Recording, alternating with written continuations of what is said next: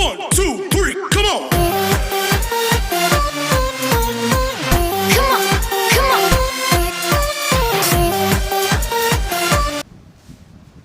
नमस्कार मित्रों, एक बार हिंदी व्याकरण में आपका फिर से स्वागत है। पिछले विशेषण के वीडियो में एक यूजर ने ये लिखा था कमेंट बॉक्स में कि सर्वनाम और सार्वनामिक विशेषण में अंतर का भी एक वीडियो बनाइए। हालांकि मैंने विशेषण में इस बात का उल्लेख किया था कि सर्वनाम जब स्वतंत्र रूप से प्रयुक्त होते हैं तब तो वो सर्वनाम होते हैं, किसी संज्ञा के साथ या अपनी मूल संज्ञा के साथ होते हैं तब वो सार्वनामिक विशेषण बन जाते हैं। अब चूंकि यूजर ने कमेंट किया है तो उसका जवाब देना बनता है, उनकी शंकाओं का समाधान किया जाना उचित है। इसलिए आज के इस वीडियो में हम सार्वनामिक विशेषण और सर्वनाम में अंतर पढ़ेंगे। तो सबसे पहले हमें ये दो चीजें हैं, सार्वनामिक विशेषण और सर्वनाम, इनमें परिभाषा का अंतर देखना होगा। उसके बाद हम सार्वनामिक विशेषण की भी विस्तार से चर्चा करेंगे और उसके सर्वनाम की भी विस्तार से चर्चा करेंगे। देखिए, सर्वनाम का मतलब है संज्ञा के स्थान पर प्रयुक्त। ये परिभाषा स्पष्ट रूप से ये कहती है कि वे शब्द जिनका प्रयोग संज्ञा के बदले किया जाता है, न कि संज्ञा के साथ। संज्ञा के बदले जिनका प्रयोग किया जाता है वो सर्वनाम कहलाते हैं। फिर हम बात करते हैं सार्वनामिक विशेषण की। इसका मतलब है कि वे सर्वनाम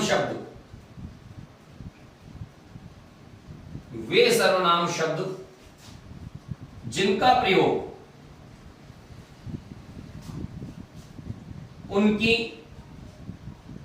मूल संज्ञा के साथ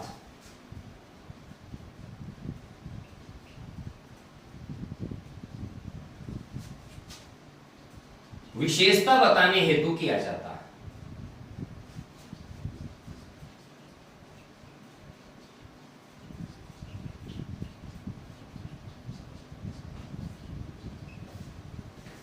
उन्हें सार्वनामिक विशेषण कहते हैं।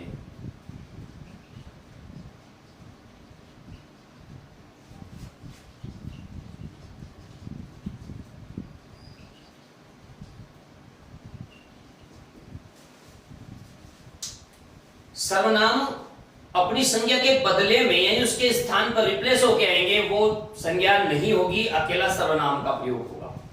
जबकि सार्वनामिक विशेषण में सर्वनाम शब्दों का प्रयोग विशेषण की तरह किया जाए। तो दोनों में पहली बात तो यह है परिभाषा का अंतर। अब जैसे यह गाय उधर जा रही है, यह गाय उधर जा रही है। एक तो यहां पर इस शब्द पे गौर कीजिए, यह किसके लिए आया? गाय शब्द के लिए आया। इसका मतलब सर्वनाम अपनी मूल संज्ञा के साथ आया है, तो यह तो हो जाता है सार्वनामिक विशेषण। अगर इस गाय शब्द को हटा दें और यहां सिर्फ इतना ही लगा दें कि यह उधर जा रही है, तो यहां पर यह किसी प्राणी के लिए आया है या किसी चल वस्तु के लिए आया है, तो इसका मतलब है वो न तो प्राणी, वो संज्ञा, वो चल वस्तु यहां है नहीं, उसके स्थान पे यह का प्रयोग हुआ है, तो यह हो जाता है सर्वनाम। सर्वनाम स्वतंत्र रूप से संज्ञा के बदले प्रयुक्त होता है। सार्वनामिक विशेषण सर्वनाम ही हैं, लेकिन अपनी मूल संज्ञा के साथ विशेषता बताने के लिए प्रयुक्त होते हैं। तो इसको थोड़ा सा और विस्तार से समझने के लिए हम बात करेंगे सार्वनामिक विशेषण की। सार्वनामिक विशेषण को हम दो प्रकार से अलग अलग भागों में बांटते हैं। अगर इनकी व्युत्पत्ति और प्रयोग के आधार पर जब इसका देखते हैं हम, तो ये दो प्रकार से हो जाता है। एक मौलिक का मतलब मूल सर्वनाम, और एक यौगिक का मतलब है यौगिक सर्वनाम। अब मूल सर्वनाम में यौगिक सर्वनाम में क्या अंतर है? मान लीजिए मूल सर्वनाम यह है, इसका पूरक इस है, लेकिन इसका अगर यौगिक रूप की बात की जाएगी तो ये हो जाएगा ऐसा, इसका यौगिक रूप हो जाएगा ऐसा। तो ये जो परिवर्तित रूप है सर्वनाम का, दोनों का प्रयोग इसमें किया जाता है। मूल सर्वनाम का भी प्रयोग किया जाएगा और यौगिक सर्वनाम का प्रयोग भी किया जाएगा। फिर इसकी हम सर्वनाम, कौन से सर्वनाम का प्रयोग हुआ है उसके आधार पे देखते हैं। तो इसको 4 भागों में बांटा गया है। संकेतवाचक सार्वनामिक विशेषण, अनिश्चयवाचक सार्वनामिक विशेषण, प्रश्नवाचक सार्वनामिक विशेषण और संबंधवाचक सार्वनामिक विशेषण। 4 भागों में इसको बांटा गया है। तो आपको मैं बता दूं, संकेत में हम ज्यादातर जिन शब्दों का, सर्वनाम शब्दों का प्रयोग करते हैं, यह, वह, वे, ये, इनका हम प्रयोग करते हैं। इनसे ही इस और इन भी बनता है, उस और उन भी बनता है। अगर ये स्वतंत्र रूप से प्रयुक्त हो रहे हैं तो सर्वनाम है, निश्चयवाचक सर्वनाम है, कर्ता का काम कर रहे हैं तो ये पुरुषवाचक सर्वनाम है। लेकिन अगर ये किसी मूल संज्ञा के साथ, अपने मूल संज्ञा के साथ प्रयुक्त होते हैं, जैसे कि यहां पर ये प्रयुक्त हुआ, तो ये फिर सार्वनामिक विशेषण बन जाएगा। तो इस सार्वनामिक विशेषण का भेद हो जाता है संकेतवाचक सार्वनामिक विशेषण। जो सर्वनाम है वही सार्वनामिक विशेषण होता है अगर अपनी मूल संज्ञा के साथ उसका प्रयोग किया जाए। अनिश्चयवाचक में जैसे हम जानते हैं कि 2 सर्वनाम है, कोई और कुछ। जब इन सर्वनाम या इनसे बनने वाले यौगिक सर्वनामों का प्रयोग, इनसे बनने वाले यौगिक सर्वनामों का प्रयोग अपने मूल संज्ञा के साथ विशेषता प्रकट करने के लिए किया जाएगा तो वो सार्वनामिक विशेषण बन जाएंगे, अनिश्चयवाचक सार्वनामिक विशेषण। अब देखिए, इसका तो उदाहरण मैंने यहां पर आपको दे दिया। अनिश्चयवाचक सर्वनाम का एक उदाहरण देखते हैं हम। अनिश्चयवाचक सर्वनाम का उदाहरण जब हम देखते हैं तो पहले 2 वाक्य लिखता हूं मैं। कोई इधर आ रहा है। एक वाक्य तो यह है कि कोई इधर आ रहा है। दूसरा वाक्य है कि कोई आदमी इधर ही आ रहा है।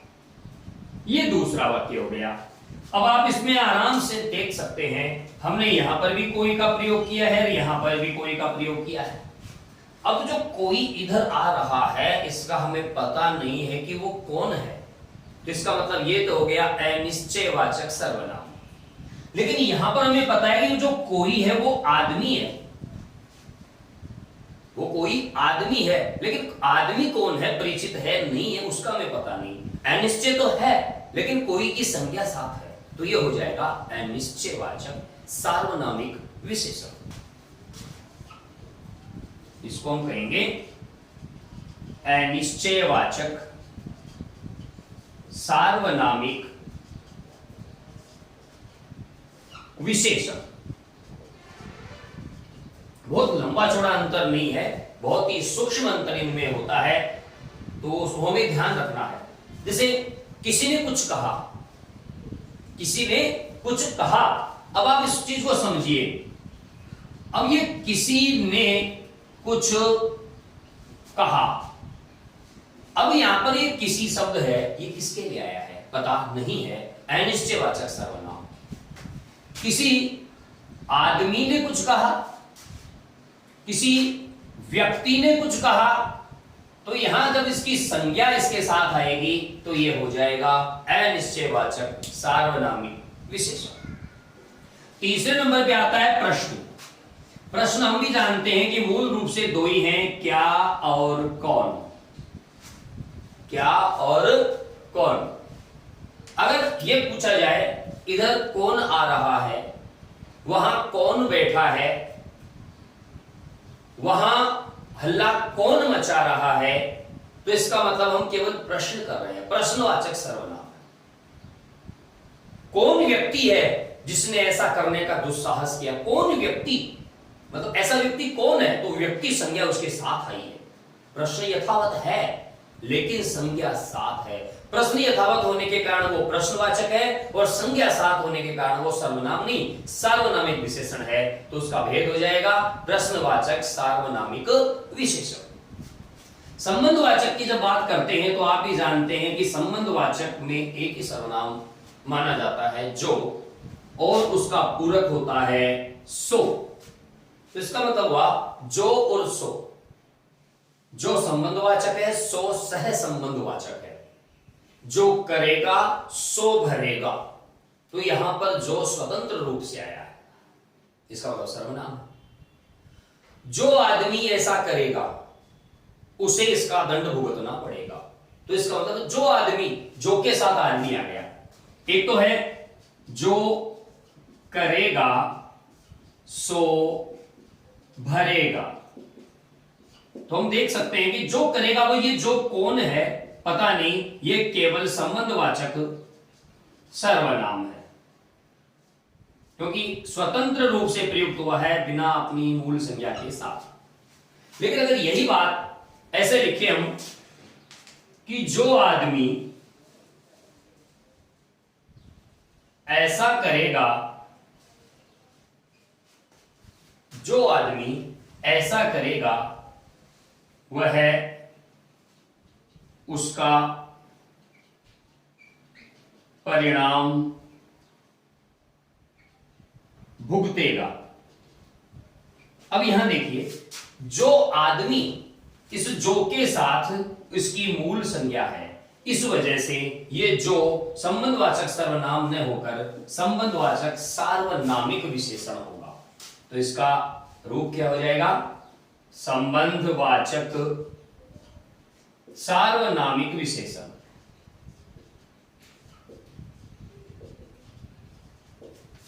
अब आप इस सारे उदाहरणों में एक चीज कॉमन आपको दिखाई देगी। वो कॉमन चीज क्या है कि मैंने जितने भी सर्वनाम शब्द काम में लिए हैं वो सब मूल सर्वनाम काम में लिए। जैसे जो, सो, जो, कोई, यह, यहां पर किसी, सारे के सारे मूल सर्वनाम काम में लिए हैं। तो इनको हम मौलिक सार्वनामिक विशेषण नहीं कह सकते हैं। लेकिन अगर हम इनका यौगिक सर्वनाम काम में ले तो वहां पर यौगिक सार्वनामिक विशेषण हो जाता है। एक उदाहरण मैं इसका देता हूं यौगिक का भी आपको। जैसे जैसे लोग वैसी सोच। तो जो से ये बना, या हम यूं भी कह सकते हैं जैसा देश वैसा भेष। ये जो से बना है और ये वैसे तो वह से बना है, लेकिन इसमें मूल ध्वनि सो की उत्पन्न हो रही है। तो हम ये आसानी से देख सकते हैं कि ये मूल सर्वनामों से परिवर्तित रूप है, तो इनका नाम हो जाएगा यौगिक सार्वनामिक विशेषण। क्योंकि इनके साथ इनकी संज्ञा है। सर्वनाम और सार्वनामिक विशेषण में इतना ही अंतर है। इसको आप बहुत सरल तरीके से समझने की चेष्टा करें। सर्वनाम सर्वनाम तभी है जब वह स्वतंत्र प्रयुक्त होता है। सार्वनामिक विशेषण कोई सर्वनाम तब बनता है जब उसके साथ उसकी मूल संज्ञा, ध्यान दीजिए मैंने हर बार एक ही चीज का उच्चारण किया है, उनकी मूल संज्ञा, संज्ञा नहीं मूल संज्ञा। संज्ञा तो कोई भी आ सकती है। जैसे मान लीजिए यह सड़क पर जा रही है। अब यहां ध्यान दीजिए, यह सड़क पर जा रही है, तो ये जो सड़क संज्ञा है, लेकिन यह की संज्ञा नहीं है। यह तो जाने वाली है, सड़क उसका आधार है, दोनों अंतर है। तो संज्ञा होना जरूरी नहीं है, उसकी मूल संज्ञा होना जरूरी है। तो यह गाड़ी अगर ऐसा हो तो इसका मतलब ये गाड़ी इसकी मूल संज्ञा है। तो उसकी मूल संज्ञा अगर है उसके साथ तो आप उसको सार्वनामिक विशेषण बनाइए। और अगर वो स्वयं अकेला है, स्वतंत्र है, संज्ञा के स्थान पर उसके बदले में प्रयुक्त हुआ है, तो वो सर्वनाम है। आज के इस वीडियो में बस इतना ही। अगला वीडियो हम जल्दी लेकर आपके सामने हाजिर होंगे। तब तक के लिए नमस्कार, जय हिंद, जय भारत।